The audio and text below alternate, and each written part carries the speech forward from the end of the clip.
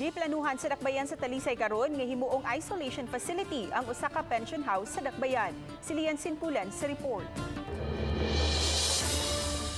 Sa pagkakaroon, moabot na sa 685 ang total number of cases sa Dakbayan sa Talisay. Apan mas daghan gihapon ang mga nakarecover na sa balatian itandi sa mga active cases. 430 na ang nakarecover sa COVID-19 sa Dakbayan, samtang 181 ang active cases. Apan bisan pa man og milabaw na ang mga recovered patients, may giplano ang syudad nga dugang isolation facility. Gibutyag ni Mayor Samsam Gulyas nga gihan ay karon sa syudad ang paghimo sa usa ka pension house nga isolation facility.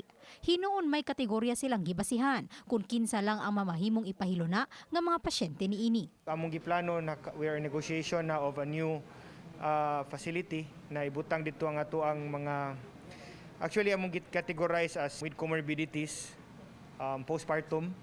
So adto dito sa amo ang bag-o na isolation facility na abangan. 60.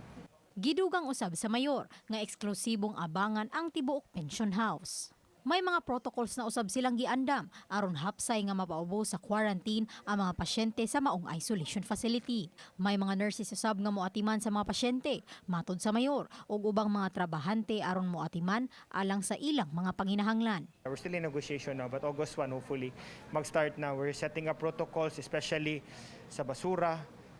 So inigsod sa positive patient dito, hatagan sila 14 ka buok garbage bag. So nanay protocols na ibutang siya sa hallway. So kwaon mga tao. Uban na natin Quiñones, Lian Singkulan, Balitang Bista.